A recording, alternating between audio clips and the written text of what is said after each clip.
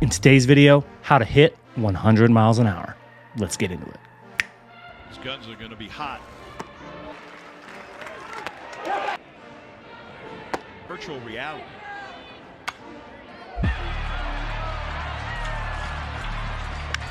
Right field! Right field! Right field!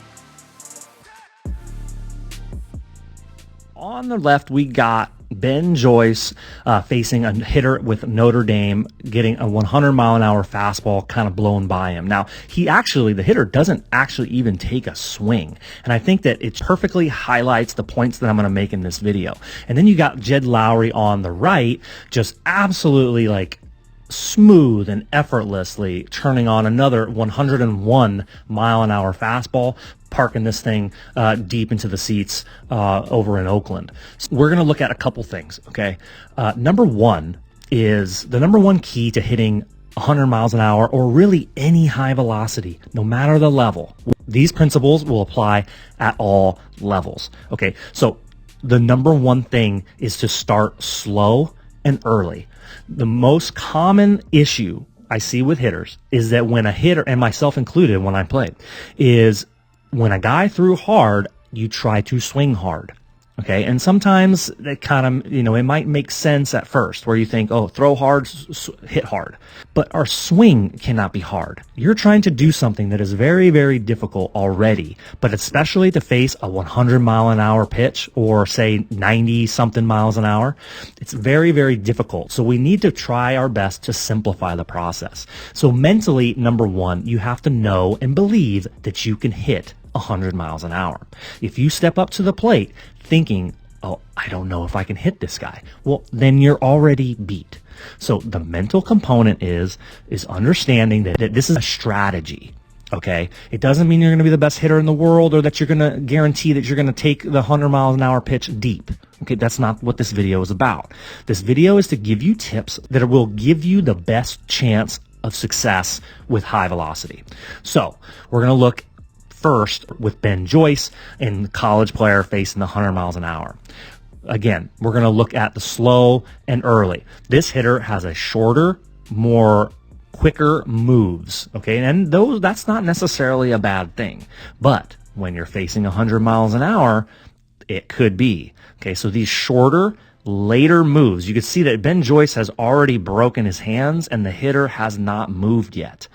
The break of the hands is typically a good place, if you're going to start slow and early, is a good place for a hitter to start his load. Okay, and you can see here this hitter has yet to move. A couple more frames, he's just now starting his load. Ben Joyce attacks the plate, clearly. So there isn't a whole lot of time here, even from this point, before that ball is going to be in the catcher's glove. So we're going to take him to release. You can see the hitter has a double tap. He taps once, and then he's going to go and he's going to load again. You can see the hands are kind of out in front of his chest. They're not in a great place for him to swing. He's got posture and he's in an athletic position, but he's not ready to swing. So now we're taking it to pitch release. Okay. The hitter is just getting that second leg lift going at pitch release. Okay. There is 0.3 seconds before this ball is going to be in the hitting zone. That is not a lot of time to be able to recognize the pitch. Ben Joyce has other pitches. So this guy's got to be able to recognize that this is a fastball in the hitting zone, and be able to pull the trigger all in 0.3 seconds. Not a whole lot of time. We could even throw the timer up there. Let's just do that. Out of release, when that ball enters the glove, is 0.4. When it's in the hitting zone, probably somewhere around there-ish, right? We're talking 0.3, 0.29, 0.3 seconds. Not a lot of time, okay? So let's take it back. Okay, pitch release. Watch the hitter's hands. Focus your area in here. And then we got the pitch release. As the ball leaves the hands, the hitter is still going up. He's still in his loading phase. Now the hands start to go back. We create that stretch, and now it's a rush to get the foot down and fire a swing. But guess what? By the time he gets his heel down into launch position, that ball is already in the hitting zone and he is done and he's unable to pull the trigger. Now, again, that could have been just a take because the pitch, maybe he thought it was inside. But you could see the reaction of the hitter. He's kind of like, dang it. Okay, so we'll take it to the next pitch. Okay, this one is kind of right there, top of the zone. But again, similar thing. He's not starting his load. This one, he doesn't even have time. He probably made an adjustment. He's not even lifting his foot. But his hands have to go back and to get into a good position to fire a swing, to fire his swing off. And he's unable to pull the trigger.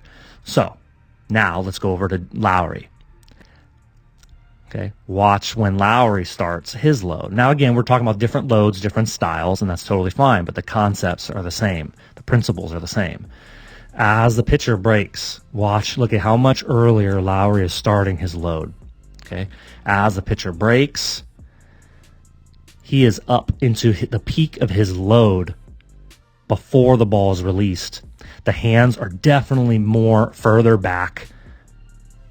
The hands are definitely further back. There's more stretch on that front shoulder and lat, and the shoulder is tucked under his chin. There's a little bit of getting set right there, but as the ball is coming out of the hand, and we'll take Joyce over, look at the difference of readiness between the two hitters. Now, for me, it's a pretty obvious difference. Some people might not be able to see much of a difference.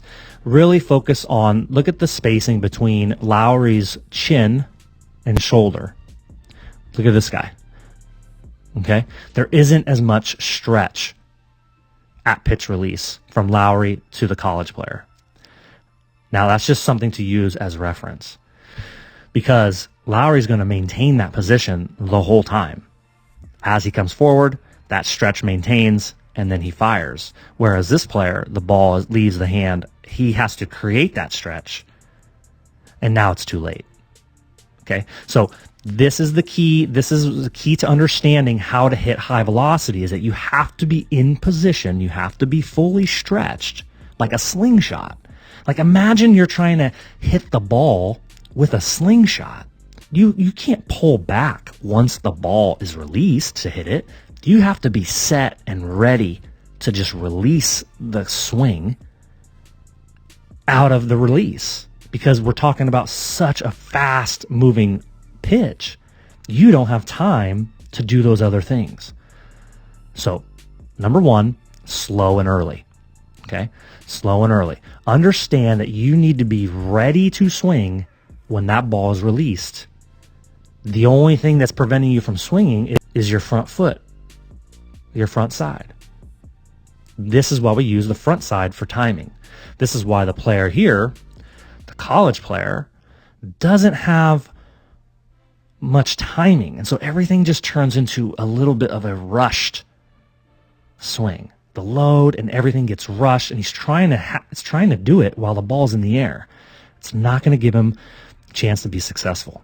Now, again, if there are other college players, there were other examples where guys did start earlier, and one guy hit a ground ball, base hit up the middle. A couple guys hit the ball decent, took some better swings off of Joyce, and so they were doing more of what Lowry was doing, is that slower, that earlier, getting themselves ready to hit. But it starts mentally. Got to get yourself ready. If you are mentally ready to hit, staying loose, relaxed, under control, and trying to hit it easy. I mean, I got to say it, guys. Try on purpose. When a guy throws hard, try to hit it easy. If you make it easy, it will be easier. If you try to swing hard, you will make it harder on yourself. Anyways, hope that was helpful. Let me know in the comments down below if you like this video. If you want to see more or have any suggestions for future videos, please let me know in the comments down below. And if you haven't already, hit subscribe and ring that bell to be notified of future videos. I'll see you guys in the next one.